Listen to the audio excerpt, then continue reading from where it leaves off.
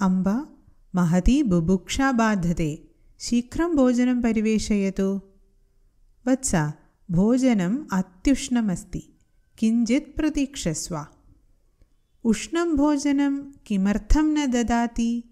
वत्स मुखे दाहः भवेत् अपि च अत्युष्णं भोजनं हितकरं न भवति इति आयुर्वेदस्य उपदेशः। अम्ब आयुर्वेदे बहवः आहारनियमाः सन्ति इति अस्माकं शिक्षकः अपि बोधयति। सत्यमुक्तं वत्स, आहारविषये एकः रोचकः प्रसङ्गः अस्ति। युवाम् इच्छत चेत् श्रावयामि।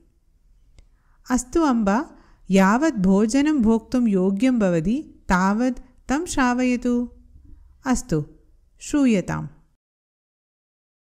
Please click on the link below to join our community. Happy learning!